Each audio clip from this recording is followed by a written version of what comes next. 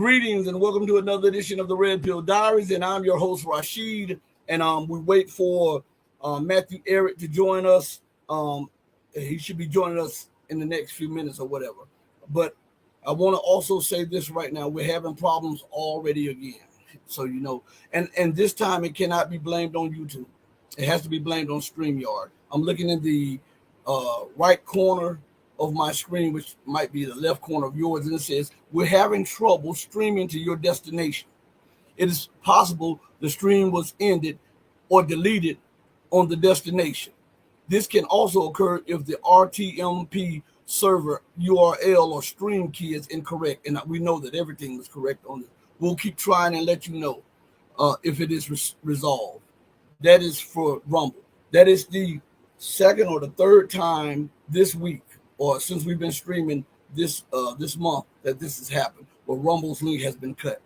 Okay, so this is not by accident. So as we wait for our good friend Matthew to come through, as a matter of fact, while we're talking, give me a second. Let me see if he's hit me up. Okay, so listen closely to what Vladimir Putin has to say about this. На этом саммите НАТО говорили о том, что НАТО хочет наладить хорошие отношения с Россией. А зачем тогда увеличивать военные расходы? Против кого воевать собрали? Здесь есть некоторые внутренние противоречия. Но на самом деле это не наше дело. Пускай это в основном НАТО разбирается, кому и за что сколько платить. На нас это не очень беспокоит. Мы обеспечиваем свою обороноспособность, делаем это надежно, с перспективой на будущее. Мы в себе уверены. Я очень рассчитываю на то, что начнут. Для нас это является знаком того, что наши партнеры, извините меня, и в Европе, и в Штатах, проводят недальновидную политику. Они не смотрят на шаг вперед. Нет такой привычки. Уже привычка такая пропала у наших западных партнеров. Обама. Я думаю, что все мы хотим безопасности, спокойствия, благополучия и сотрудничества. Значит, не нужно ничего нагнетать, не нужно придумывать мифических российских угроз, каких-то гибридных войн и так далее.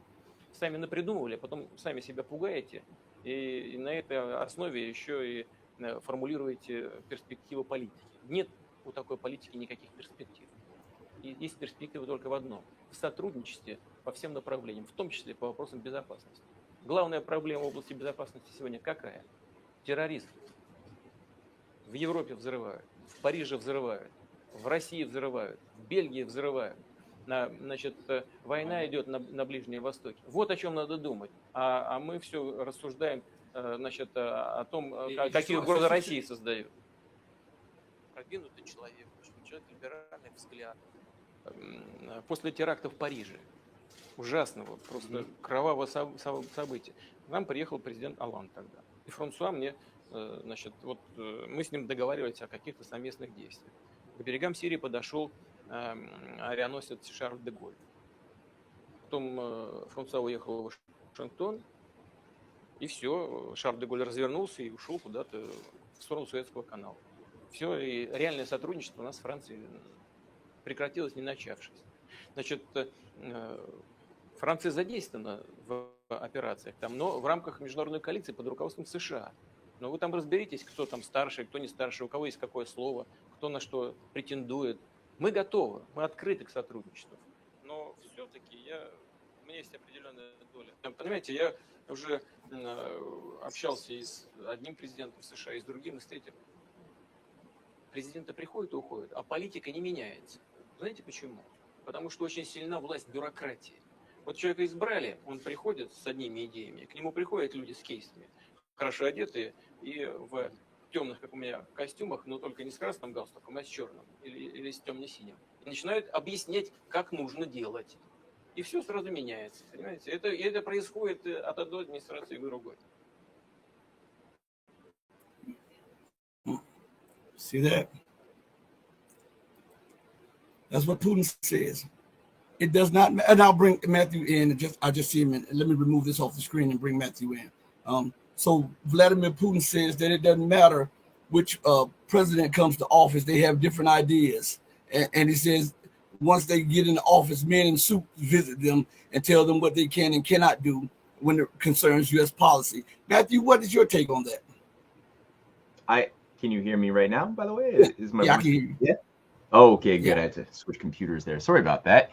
Yeah, no, I mean, he just said it. I don't see any evidence to conclude that he lied. I don't know. I've never been on the inside track within political power, and I'm not too sure how exactly, at what point is a presidential candidate informed that they are expected to be a mouthpiece for shadowy interests.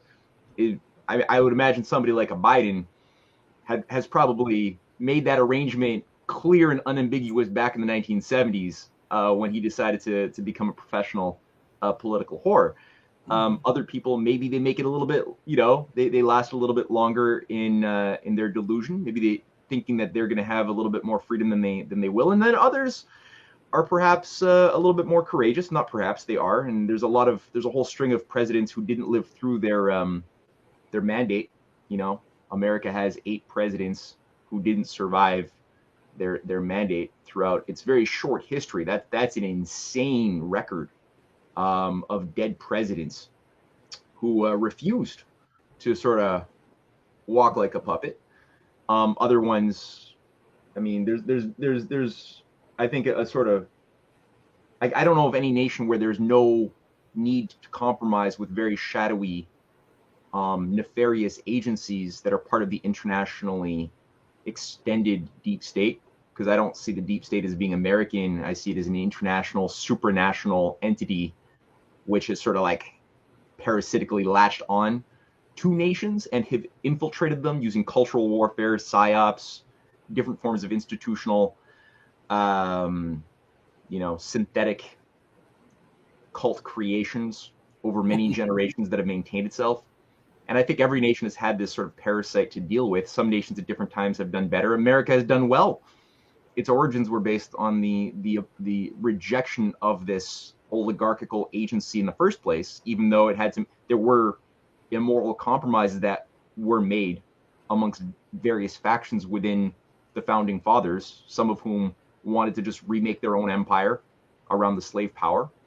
Other ones who wanted to completely, they were much more principled, who really wanted to just completely abolish the idea of the superior race concept or hereditary power. There were people like John Jay and Hamilton and many others who were totally in opposition to the oligarchical system. Other ones were sort of like walking a bit in both worlds, like Thomas Jefferson.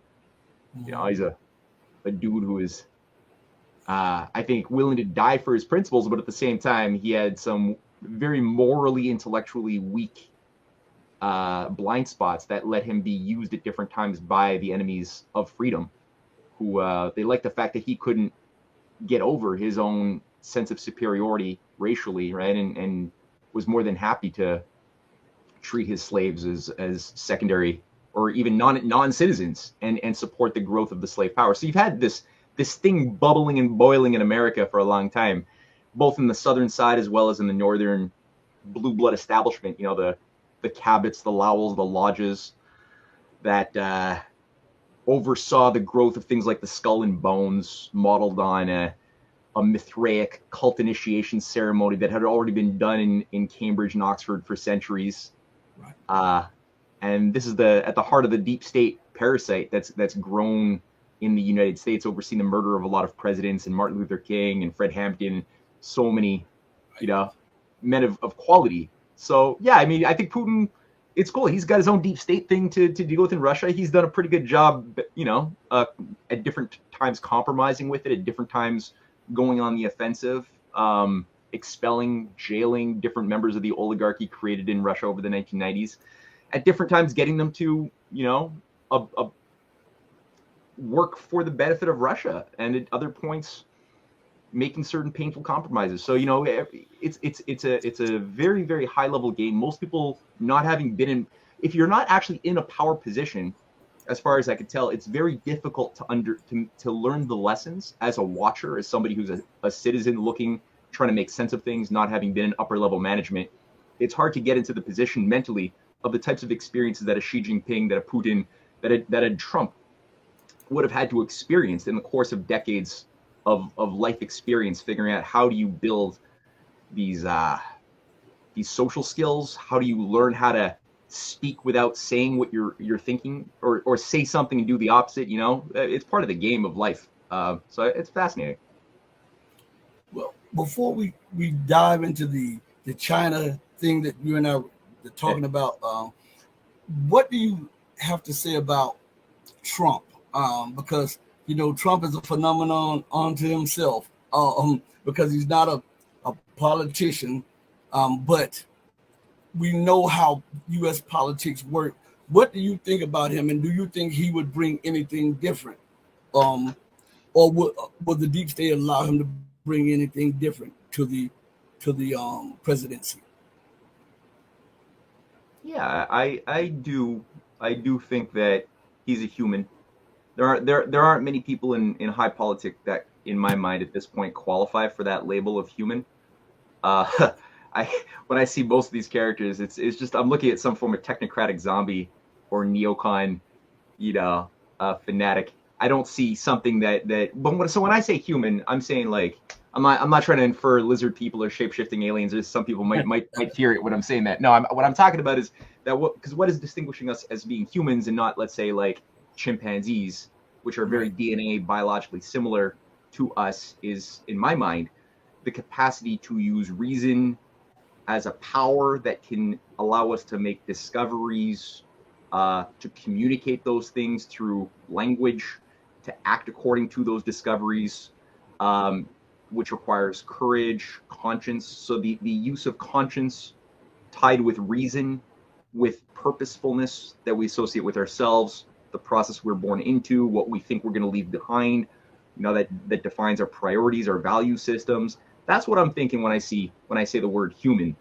And when I say the word, like, when I look at a Justin Trudeau, or I listen to a Chrystia Freeland, or a Jake Sullivan type of personality type, I'm not saying that they're not biologically human. I'm not saying that. And I'm not saying that they didn't have, and maybe, that they don't have somewhere embedded within them something that could be maybe kindled as a little ember, maybe, that's been really smothered over years and years of conditioning that they've been groomed into. But I'm not seeing something that's susceptible to conscience and reason. It's not something you can sort of negotiate with, that type of personality type, which unfortunately is prevalent in the political class of Washington and Ottawa, as far as I could see it, or Brussels. So I do see Trump as being a human being susceptible to human thinking, negotiation, using reason. His track record before he became president, during his time as president, involved a lot of stupid things that he said, a lot of pretty good things that he would often do surprisingly. As we just heard, he just gave an interview this week describing the whole near war with Iran in January 2020 when Soleimani was killed. And that was an intense month. But he described how there was basically like a back channel opened up immediately between Tehran, the Russians, and the Oval Office, directly bypassing the State Department, where he was like in constant just dialogue to ensure that, okay, Tehran had said, okay, we will strike in a certain location. They gave foreknotice as a retaliation for the murder of Soleimani. There was like this controlled tit for tat that would then de-escalate the warhawks, who were basically clamoring, saying, all right, now is the time. They've been waiting for it. They were derailed back in 2007. We saw who they were. It's the Lindsey Grahams. It's the Cheneyites. It's all of them. They're still there today saying, okay, now's our chance to finally do it. That was tempered. And we could see that there was like a controlled off-ramp created. And I think a lot of that, even you can't say, because people say, oh yeah, see, that's why Trump is bad. He killed Soleimani, and he bragged about how great that was that he killed Soleimani. Well, I mean, it's part of I think he was using a bit of the WWF, the World Wrestling Federation technique, in that sense of often just playing the drama out. And you can't basically be a sitting president of a major nation and say, oh, I've got this shadow government, this independent military industrial intelligence complex that doesn't obey me, and that's often working against me. You can't say that. If you do, you're immediately done. Like you can't say how the game is wired, how it's rigged. You can't. At that point, you are finished. So when you're in such a situation, you have to sometimes. It's like the Aikido, right? That I see it as kind of like, I'm not saying Trump knows Aikido. I'm just saying it's kind of like that principle of you got to somehow take the momentum. You didn't create that momentum, but you've got to find a way to use it in a way that takes the power and purpose of that wave away from those who made the wave and into something that has a future. Like, why does China promote or support the green agenda? Do they really? I don't think they do. But at the same time, the nation has poured more money than like all the Western nations into like solar panels, windmills, green energy tech. It's not like they invented any of this tech. It's not like they even invented the idea of carbon dioxide as the bad thing that we have to decarbonize. They didn't invent any of that stuff. They're reactive, but they're trying to stay in control of the narrative. They're trying to stay in, and they're not using that type of green energy to support their industrial base. In fact, they've made it very known that it's useless to support heavy industry. They're using it for the purpose of, let's say, supplying residential needs where people have their TVs and refrigerators. That's fine. But like all the heavy industry, unlike us, they're not ambiguous that it's useless. And for that, they're putting more money than anybody into, clean coal, natural gas, oil, petroleum, nuclear power, fusion power, like all of the things that the COP28 freaks are in opposition to, because they value increasing productivity, increasing abundance, but they can't just come out and say, oh yeah, green energy is a fraud. The science behind it is a fraud. They can't say that. It's essentially, because as soon as you say that, if you're in political power, if Xi Jinping comes out saying that, well, that's basically admitting that there's an agenda to reduce the world population, because it implies immediately there's consequences to you taking note that the whole scientific apparatus around the Intergovernmental Panel on Climate Change, the entire Rockefeller-funded agenda that's been going on for decades and decades, perverting the educational system in climate science, but under a variety of other things. All of that is tied to an agenda to get us to believe that we are ultimately pollution machines, that human population is bad, and that we should be happier to be in harmony with some computer models sustainable, like what computer models from the Club of Rome back in the 70s have said is the global carrying capacity of, let's say, I think the consensus is about 1 billion humans should be permitted on the earth. That's the heart of this thing. So if China says that, they're basically admitting that there's a war against humanity, a war against not only China, but the US, Europe, everybody. And at that point, all of the bridges of negotiation of talking to whatever is human within the political, influential, or business class within the Western world, it's gone. Like at that point, it's wartime now. You're accelerating. So it's difficult to walk that balance, which I guess folds into a little bit of that Putin remark, or the consequence of what Putin was saying, the meaning of the the men in black suits. I want to go back to something you said. Did you imply that that Trump was saying that the death of Soleimani was not really ordered by him, but it was ordered by the deep state? No, I'm saying that's what I can infer. And that's what I can infer based on on the consequences of how he reacted in the wake of Soleimani's murder, and also what was building up before that. Because it's like you always want to look at what is being derailed on the one hand, and a big part of that was that Trump was doing quite a lot to the key focus and theme that I saw going in through from 2016 onward is this effort to create a U.S., Russia, China economic cooperative alliance. Also on military cooperation in Syria with the Russian military. That was also a big part of what Trump was animated by, as sort of like a subtle but core governing strategic way of thinking. When he was brought to the Forbidden City with Xi Jinping and his wife and spent like a day there, red carpet. That was part of the program to create a base of rebuilding America's destroyed manufacturing in Detroit, Philadelphia, like the whole Rust Belt. That was destroyed by decades of conscious design by those who wanted to turn the USA into a giant bubble that could be detonated and reduced into civil war and depopulation. That's what Kissinger was doing when he was overseeing the creation of the consumer economy with the Trilateral Commission back in the early 70s. So this was already like planned out. This was like Trilateral Paul Volcker, right, was already calling for the controlled demolition of the world economy as a desirable outcome, when he was jacking up constantly interest rates for 2 years to 23% and destroying small and medium businesses. They were trying to destroy the vitality of what gave industrial civilization its fitness to exist by turning it into a speculative, myopic, short-term basket case of a debt-based economy founded upon nothing but imagination and selfishness that would then result in, foreseeably, a tulip bubble of grand proportion, like the tulip bubble of the Dutch period. That's the model that they were using. They've always used this type of model. Get people with influence to think short term, kill the patriots, get the population to become more sense-based, so their identities are more around what do they consume instead of what are they creating. So that will always result in creating a society that's highly manipulative, self-destructive, and the bubbles sitting upon unpayable debts can then be detonated like a weapon of mass destruction, which is what was decided upon back. I'm not like, because I'm saying that globalization being destructive to America and the world was not an accident. That was the design. Because people will say, oh, we tried, we meant well, we thought it was going to result in global cooperation and all this good stuff that they used to sell it to us back in the late 70s and early 80s. No, the intention was always to bring about, it was a success to get exactly the effects in Africa, Latin America, beyond, and America itself, USA, to get that effect.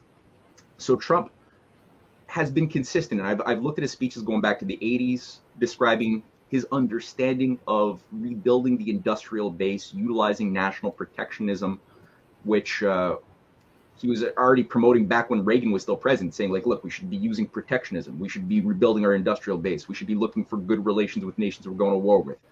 And then when he actually had power, he didn't just say those things he was saying back in the 80s and 90s. He started doing things that I could trace and measure, despite having a whole den of vipers on all sides surrounding him, brought in with him, like on every level. But so China was a key part of the success of the rebuilding of America's industrial base. And that was part of the US-China trade deal that was going into effect in January 2020. So that the first tranche, it was a $300 billion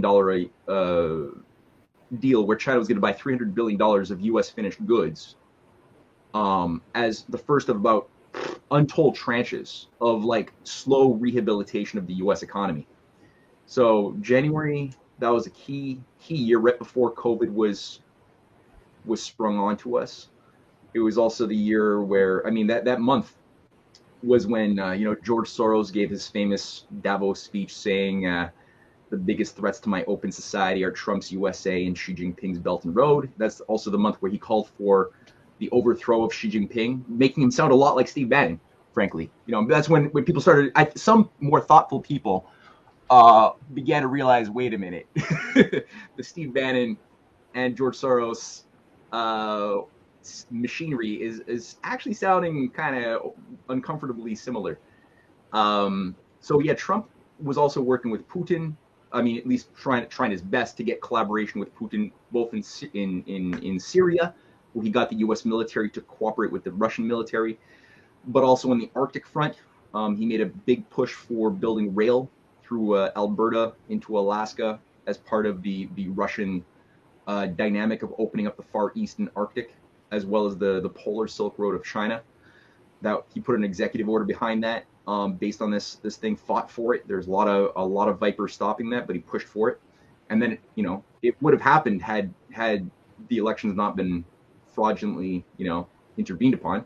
Which I don't know if I'm allowed to say that if this is streaming to YouTube or not. I'm sorry if they are so very picky about stuff like that, man. I mean, they are crazy about it. This is on YouTube, isn't it? And isn't it ironic that you can question the integrity of everybody else's election system and government elections or whatever, but you can never, ever, ever put in doubt the elections of the West. That's crazy. But I want to ask you before we dig into this China thing, what is your perception on what is going on in the Middle East, be it Palestine, Israel, or be it the flare up between the U.S., the Houthis, Iran, and the surrounding nations? Yeah, I mean, my take is not dissimilar from the typical guest that you have in your program. I mean, I think that it does actually touch on what I was just saying, because a big part of what would make the China-U.S. relationship work with Russia is also a stabilized Middle East, and the knowledge that Iran has had a long-term negotiation to integrate its economy with the Belt and Road Initiative, also with the North-South International Transportation Corridor, which would go from northern St. Petersburg. Actually, now it's even further north, where Russia is planning on quintupling its freight traffic through the Northwest Passage in the Arctic. There's a lot of strategic ports being built up, new cities, a lot of rail as well overland, but part of the rail that would go from the ports down through Russia, through Armenia, Azerbaijan, Georgia, into Iran, and then into ports in the south of Iran, the Chabahar port, and Bandar Abbas as well, into India. That's 23 years plus work, and that's also part of that's increasingly become part of the Belt and Road Initiative. So it's the north-south branch of the Eurasian integration strategy as part of this greater Eurasian partnership. So Iran is a key player, and so one of the few nations that have managed to really claim an authentic claim to sovereignty, like actually having national sovereignty over this internationally extended oligarchical agency. Although they have problems, I'm not saying that there aren't penetrations. There are. That's what people like George Soros are able to play with when he does things like the 2009 Green Revolution or the recent attempts to destabilize Iran. It's because there's something in there that is not loyal to Iran or its people, which is facilitating some of that. Mm-hmm. So you have these things, but overall, it's one of the most sovereign countries in the world, sovereign economic chain of production chain as well that they've been able to create. So that's a key part of what makes China and the whole Eurasian program work. The Belt and Road. It's also, there's 2 points of the Belt and Road that pass through Iran into Afghanistan, into if it's permitted to be built and not destabilized, also into Pakistan, which Iran and Pakistan have come to some interesting negotiated resolutions to certain problems, especially in the wake of that little exchange that they had where both sides had their various terrorist groups in Baluchistan that were eliminated, at which point they finalized this massive economic cooperation deal, but also that dealt with dealing with the border issues that they've both had for a long time, that has a lot to do with foreign interests controlling the ISS, the Pakistan Intelligence Service, and bringing the Pakistan-China aspect of the Belt and Road, the economic corridors, into a cooperative relationship with Iran, which certain influences outside of that region would like to keep Pakistan against Iran as competitors. And in fact, no, it's not. And then also there's rail that China is assisting with Iran into Iraq, into the Shalamshe Basra railway. That's an important one as a connecting point that would connect into the Iraqi rail system, that would connect into Syria, that would connect into Lebanon, that would connect up into Turkey, that would tie into the north-south transportation corridor. Like, all of these things are super, super important.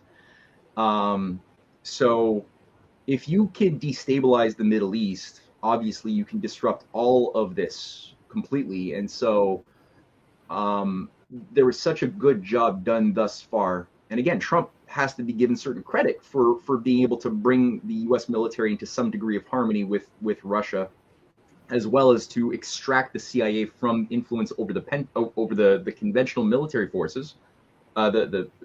That's also an important part of the defunding of the National Endowment for Democracy machinery, which is part of the asymmetrical warfare. Trump defunded that significantly, both especially in the case of Eastern Europe, but also around China and also in Iran.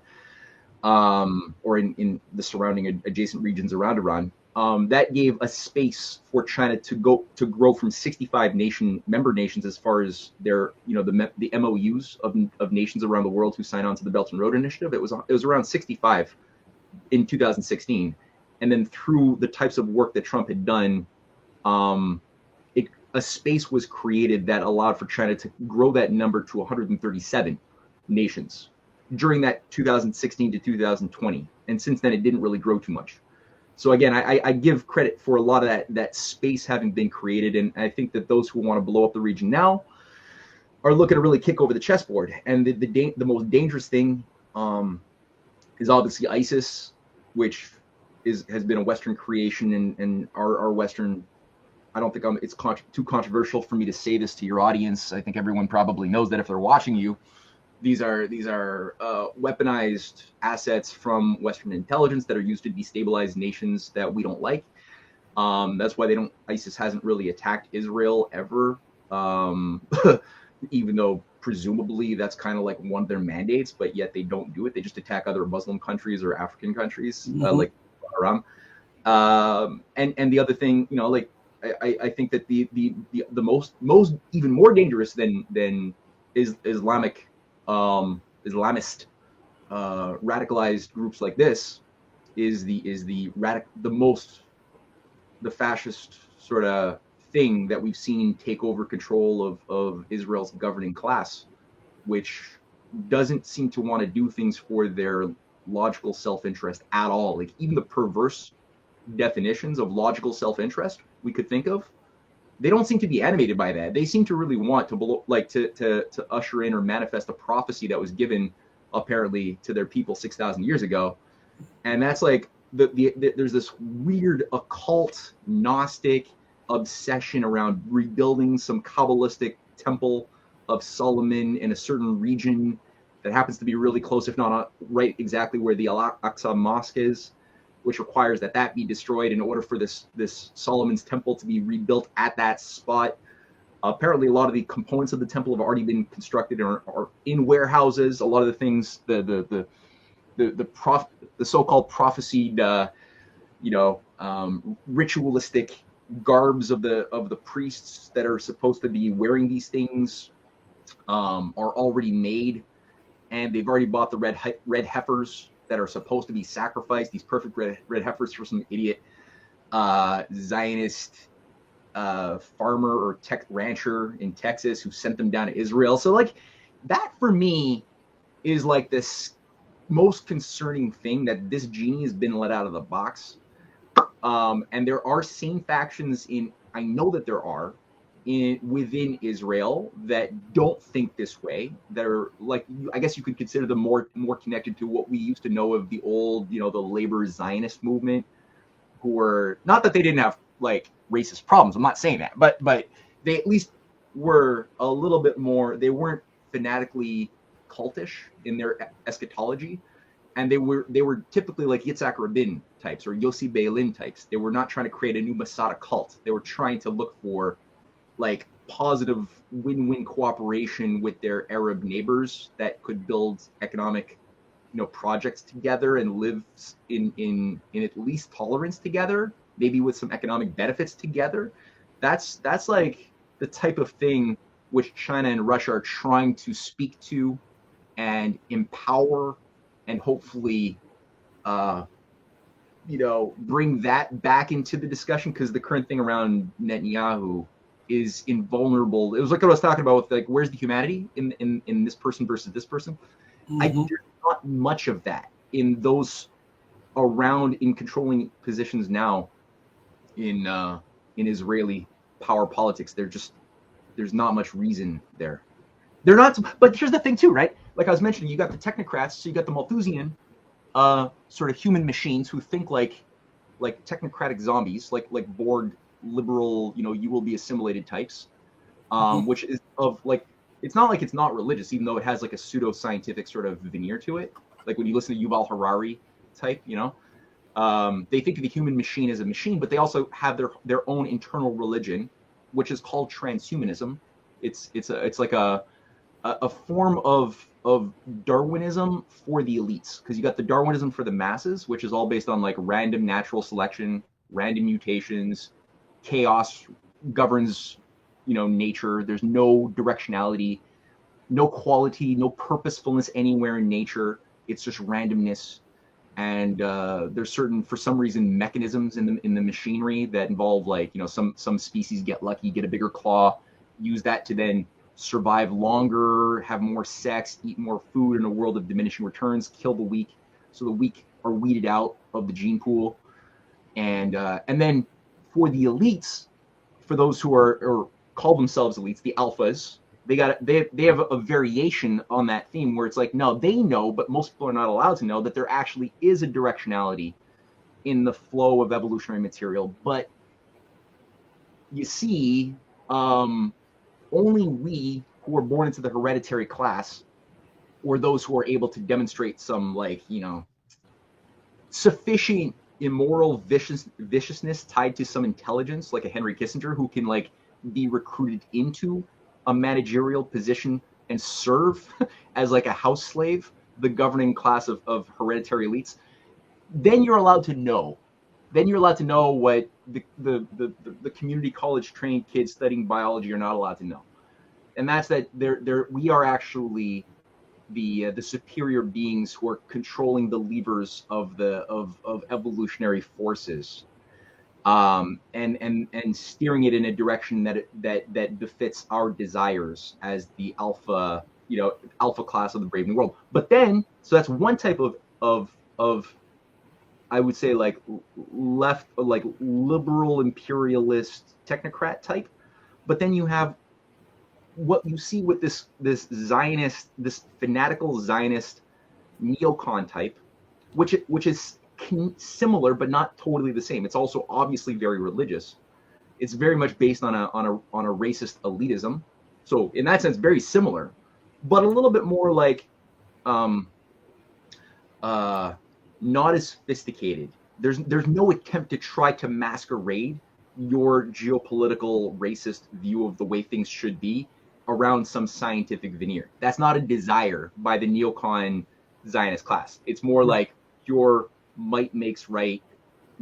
It does have some sophistication to it. There is some Straussian, lateral speaking, making the noble lie appear true. There's a little bit of that too. Don't get me wrong. It doesn't succeed because it's not sophisticated, but it doesn't try to appeal to science as much as to religious sort of fervor or interpretations of prophecy, whether from the Old or New Testaments, and spin it for geopolitical effects, which again is very dangerous when you let that genie out of the bottle, because I don't know. I don't know what to do with that. It's I'm hoping she and Putin and so far they've exhibited a power of temperance. Iran has been very, very.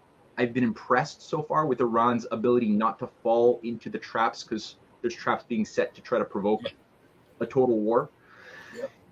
I feel bad for like Egypt and Saudi Arabia in many ways. Like people are give them a. I think it's easy to criticize Saudi Arabia and Egypt for not doing more to defend the Palestinians, and it kills me. It really does. I'm not trying to speak coldly. I mean, I have friends in the region, in Syria, in Palestine, who I speak with, and it kills me to see what is happening. But we're like, the way I see it is like we're on the precipice of the collapse potentially of civilization into a prolonged dark age that could span centuries, if not longer. Like it's that precarious. Like the forgetting of like ancient civilizational forces that have been around for thousands of years is in possible danger, greater now than I think ever before, of going extinct for a long time, or at least being destroyed for a long time into hell. And you've got not just Freemasonic mystery cults operational within the West that are behind a lot of the growth of this intelligence apparatus, also inside of Israel, but also you have the Muslim Brotherhood created by British intelligence and Freemasonic outfits many decades ago, which is part of the deep state complex inside of Arab countries. As far as I can see it, every Arab country that has a deep state, the deep state manifests itself through especially the Muslim Brotherhood operation. It's obviously still there as a factor inside of Egypt. It's there inside of Saudi Arabia. It's overseen the murder of Egyptian leaders over the decades, of Saudi leaders over the decades. It's in UAE. It's especially big in Qatar. It's everywhere. So I think, it's what created Hamas, and Hamas is a lot of good people within Hamas, but Hamas is also run by, as far as I can see it, a bunch of cultish sociopathic billionaires based in Qatar who have strange relationships with Israeli intelligence, with their counterparts still operational within Egypt, that are looking for an excuse to give Israel the excuse it wants to ultimately not just purge Gaza and the West Bank, but also to say, hey, look, forces in Egypt are attacking us. We now have a need to go in and proclaim, take back what's rightfully ours according to the covenant, of everything all the way a little bit beyond the Suez Canal, and then a big chunk of Saudi Arabia. So they just want an excuse, and I that's part of the trappings that I see there. So yeah, it's a bit of a long-winded answer. I'm sorry. I think this question is for you, from Chris H. He says that the Red Pill Diaries, how do you know that Trump was doing all these positive things? Even what Trump says is so confusing. Is it really true to say that Trump is playing 5D chess with the Vipers? Yeah, I mean, I don't like the whole 4D, 5D chess thing. It's kind of, I think, makes it all very mystical. And yet, like, when I look at my studies of history, have shown me that there is a quality of street smarts that will appear, if you're just trying to intellectualize it, very complex and sophisticated, but it's fundamentally human, accessible to anybody who really wants to get something done and has to deal with powerful managerial responsibilities in systems which involve a lot of developing people skills, getting even people who stand for something that you despise to cooperate with you, or even to like you. Just the likability thing is not easy. Just to be like an anecdote, somebody who trains yourself to like get good at telling anecdotes and jokes. It's Ben Franklin couldn't have made the American Revolution happen if he hadn't cultivated that skill set in the decades prior to the American Revolution actually happening, when he was still working, in the 1730s, 1740s. The guy was like, learning the art of relationships and counterintelligence too, to a certain degree. Like, he had to be able to go into enemy venues and be likable, tell jokes, find what's human in people who ultimately despise what you stand for, and you despise what they stand for, but you still got to be able to do it. You got to go into places like Davos and figure out, well, where are the humans? Where's the part of people who that is something that is human, that I can try to add oxygen to the embers to by being human, right? Because there are a few who are completely non-negotiable. You just can't. But you want to look for those who are like Plato had once said, like in his one, I forget which dialogue, but he made the point that at any point in time, most of humanity is not truly qualified as being something you could call good, or truly qualified as something you could be called evil. The vast majority are somewhere in the gray zone, participating in a bit of both elements, because they're not fully like they haven't done the work of becoming aware of their purpose as a human, how their mind works through self-reflection of its own axioms. Like they just haven't done that type of, like, they haven't been through that experience, and so they can't be said to be fully sovereign people. They don't fully know where their convictions ultimately originate from, that shape their purpose, their sense of self-identity, what they will do one moment to the next, which would otherwise make them, like your sense of identity, what identity you've chosen for yourself, tied to what process you have given your what your relationship is to your mind, this power that God gave us. will determine if will make you relatively predictable in a certain way. So if I believe that the Earth is flat and yeah, if I really do believe that, and I didn't really question that, I didn't do any experiments, to test out whether my theory is right or wrong. It is predictable that I won't take my boat too far beyond the horizon line of the ocean. I won't go that far. You can predict that. You don't know exactly what I'm going to do moment to moment, but I won't do that. So you can see, like, the oligarchy likes certain big axioms. If I believe that human beings are literally just qualitatively identical to other monkeys or orangutans, with nothing qualitatively making us better than other monkeys, there are certain things I will predictably do and not do, if I believe that. So the oligarchy is kind of like, they're very predictable because they're very when I say oligarchy, I mean it very specifically, like the inner closed ruling families, the closed oligarchy that have a very, very specific set of institutions that have been created, that extend past generations and manifest the will of at least this thing into reality, material reality. As far as there's many sub-oligarchies and different types of oligarchies, but I'm talking about the dominant thing that's taken over Western civilization, especially, and wants to rule the world. They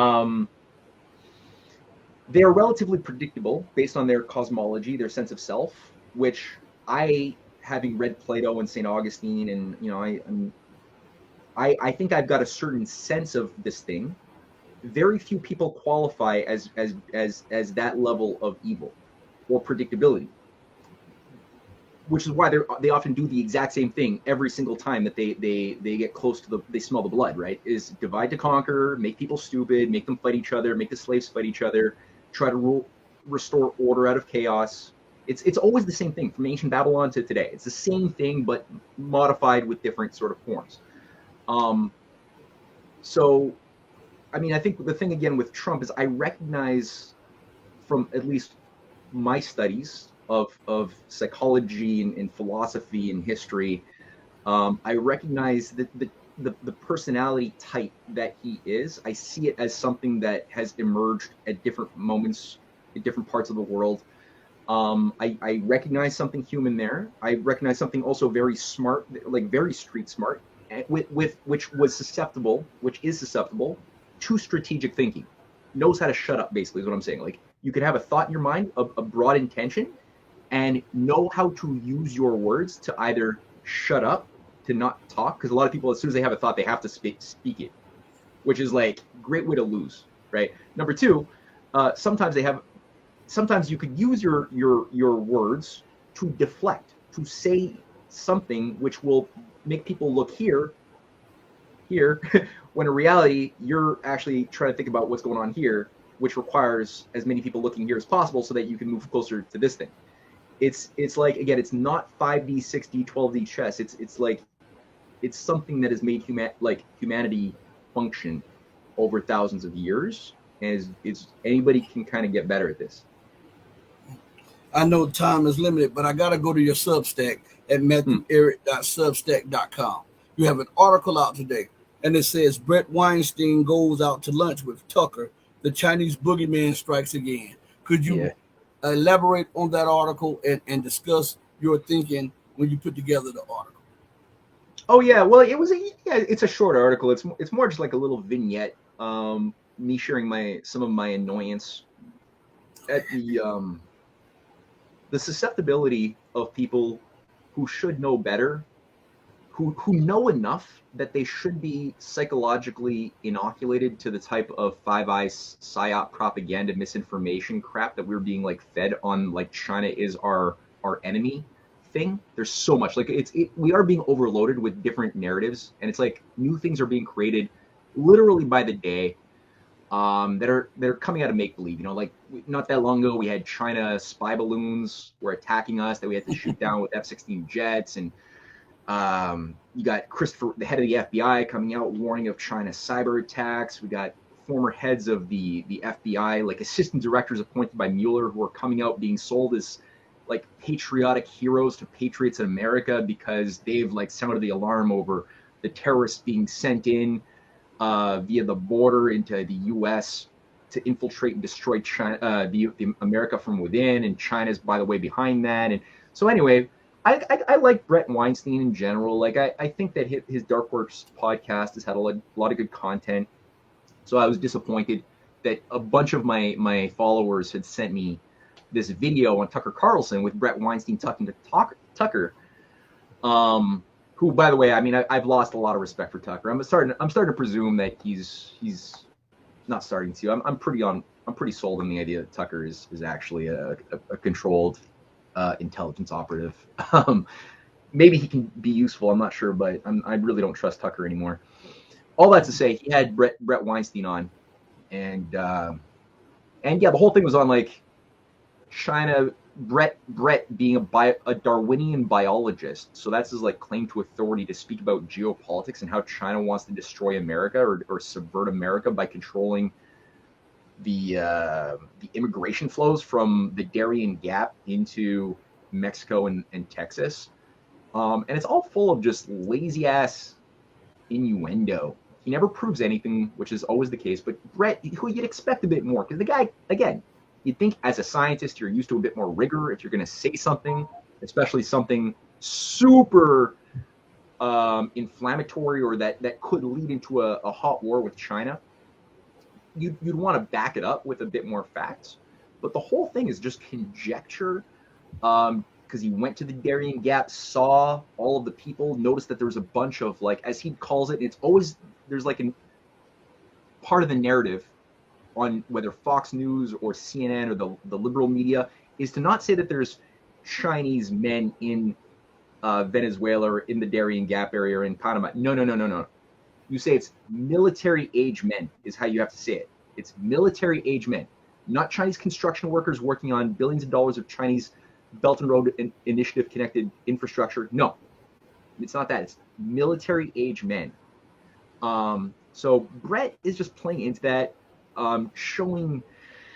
Describing or characterizing the China Belt and Road Initiative as like this weapon that China has created to destroy America, to create a new global slave state. He even brought up within it how China's decision to fight back against the pressure to bring in mRNA, soup into their mixes.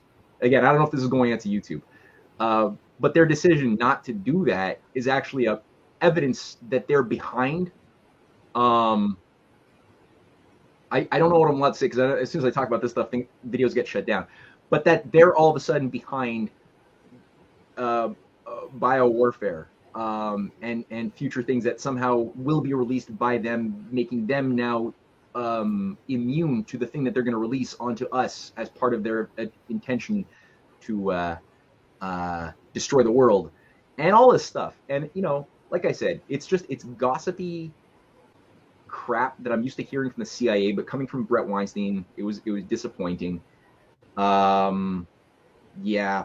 So that's what I just wrote down on my Substack and linked to. Also, I linked it to another video from Michael Gordon Chong, I forget, on Fox News, where he's one of the other narratives that's tied to this one is that these Chinese military age, apparently these are going to be like part of the secret Chinese army of Biden that will be used to destroy patriots who just care about America so much, and that the secret soldier force of Biden Chinese CPC military operatives are vampires. And there's a video that I linked in my little thing about how Gordon Chang is saying that part of their initiation process or training is to drink human blood.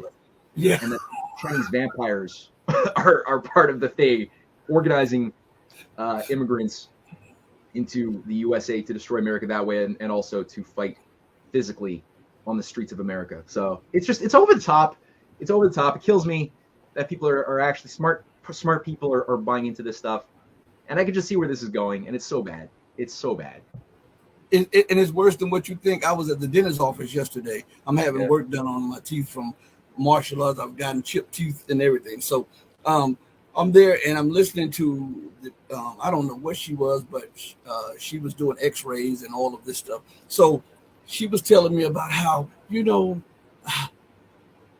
people are so brainwashed. These are her words. People are so brainwashed that you can hardly tell them that we're at risk.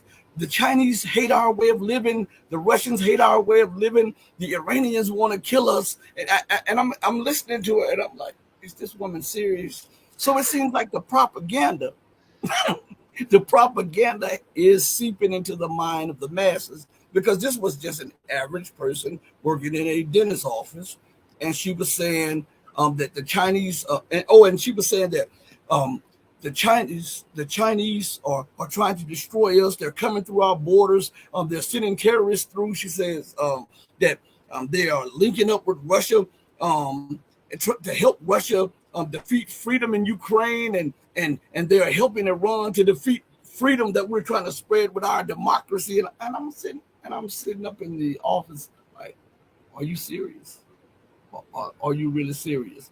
But sometimes it is so, when you hear that, sometimes it hurts, because you can't believe that these people swallow and digest the Kool-Aid or the madness that the government continues to spit out.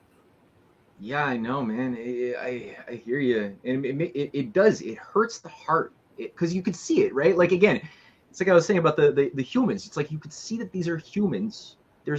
They care about their family. They're willing to sacrifice for their conscience. Like, all of these human qualities are there, and these blue collar, typical, normal people. But they're so polarized. Like, they don't, because they've been processed, partially because they've been processed through an oligarchical education system. This like subtle, very powerful thing that shapes our minds. That's designed to cripple our ability to self-examine our assumptions. Like, that's the thing that makes reason work. That makes the quality of human reason different from the type of reasoning that we see from computers. Computers can do logic. They can do, like, deductive, inductive logic. You could put a question into ChatGPT. It could give you all sorts of very, very interesting answers to your question. It will take, it has algorithms to find all sorts of elements in the internet, in the whole digital space that's ever been, that these AIs have access to generate artistic content. But the AI still is limited in a way that the human mind potentially is not. If the human mind does this one thing, which is what Plato was teaching us to do in the dialogues, which is examine our own assumptions, our own core axioms all the time, as we ask questions and learn how to ask questions. The question is often more creative and important than the crystallized answer one could get from it. So that is what the computer still can't. The best AI still doesn't know how to ask, and I don't think it will ever ask potent questions. What's the right question, right? So all that to say, these are people, because they haven't learned how their mind works, they're very susceptible to all sorts of things like this propaganda. And we saw how it took patriots and made them really stupid in the Cold War. It's the same thing. It's the same quality of garbage McCarthyite, John Birch Society tropes that were fed to us back in the 50s and 60s. It's either the Russians, the Chinese, or the Jews, or some combination of the Russians, Chinese, and the Jews, who are all like our hate absorbers. We're supposed to give our hate to them, and then the more we do that, you can't think. If you're in a state of like hate and fear, you can't think critically about our real issues of like, well, what's really behind the deep state, honestly. Because if you read Ben Franklin and the Founding Fathers and you study that period of history, you will have a better idea of, you will recognize soon that they understood the nature of the deep state that they were fighting as an internationally extended global oligarchy tied to mystery cults like the Hellfire Club, that we don't have access. We've forgotten how our founding fathers used to think. We forgot how everybody who was potent throughout history moved society out of a New World Order, situation, Abraham Lincoln being just one of many. They all were able to tap into this level of understanding that if you think that China is your enemy, or the Jews or the Russians is your no, you won't get it. You will be weaponized to be your own destruction. So yeah, again, hurts the heart. Hurts a lot to see this. Last question, because I know you were busy and you gave me your time, man. You know I respect you and your family, and I know you got things to do. Where are we going with this propaganda against China and as America loses in Ukraine and stokes tensions in the Middle East and is moving towards pivoting to China? How does this end, and does it escalate into a full-fledged war in the Asia Pacific? I don't know. I'm not good at this sort of, like, these types of predictions. I'm bad at. And I won't even say that I'm bad at it. It's just that I don't feel comfortable doing it because it's so, like, there's so many variables that are outside of my my experience at play. By the way, I noticed that this commentator you just made public here points out 32 biolabs. Yeah, that's what the Pentagon budget reported, but Russian and Chinese intelligence have also made a point that outside of their official budget, there's something more in the tune of like 300 plus biolabs outside of the USA. 40, I think there was like 44 or something in Ukraine alone that they admitted to. Even more in Georgia, which Senator Rhodes Scholar Lugar and Obama oversaw, as well as in South Korea. So yeah, no, I mean, but no, as far as like the and Uganda. Yo, I mean, Africa has got it bad. There's so many countries in Africa that have been forced to host these things. Yeah. So, but part of me is like optimistic because, again, I've never seen such a confluence of ancient civilizational states and power structures that seem to be on the same page, both with the identification of the techniques of the enemy to divide, to conquer, to get us to fall into forever wars, while at the same time recognizing a positive, viable strategy to defeat empire based on win-win cooperation, creative problem solving, going outside of the limits of growth by creating abundance, making discoveries, translating them into new technologies. So this is like a high component of the strategic thinking of the political, economic, and cultural fight of China and its allies. So that makes me very, very optimistic. But, you know, I mean, people could probably smell a little bit of my demoralization a little bit when I think about the religious fanatics who are pushing for they're part of an end times cult that believes it's actually man's mandate, humanity's mandate to usher in a global conflagration of purgative violence to cleanse the earth in a good old-fashioned purgative bloodletting to reconstruct in some alchemical thing, you know, like break it and rebuild it in your own image. This humanity in a fucked up way, which is not going to work. Even if they were able to get their total chaos operation, it won't work. They're crazy. It's evil, it's sophisticated, but it's crazy, and it never works, even for the oligarchy at the end of the day.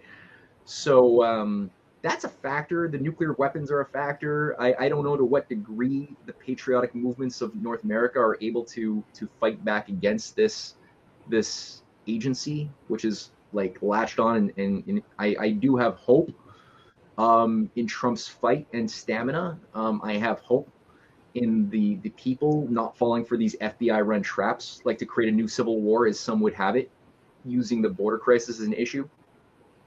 Because that's a factor too. They want to create a civil war. They failed to get it the first time around 150 years ago. They're going to try it again. They're trying it again.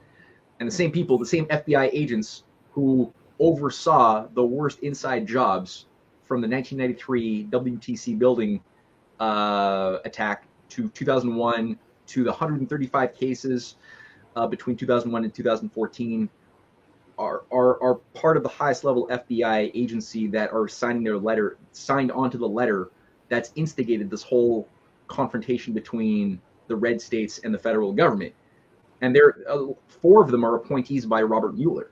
Like, it's clearly is what it is. It's an effort to try to bring the U.S. into civil war while there's an economic crisis, while there's a need to destroy the potential, like this multipolar alliance potential that is the only thing that can float. It's the only thing viable that can work. And they want to try to polarize the people who are otherwise inclined to support Trump to become so weaponized against China that they can't even imagine how China is actually providing the only basis for America's survival, or Russia. So that's part of the thing. Yeah. Oh man, excellent answer. Right.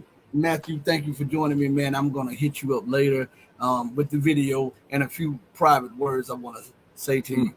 Okay. I really appreciate you coming through, man.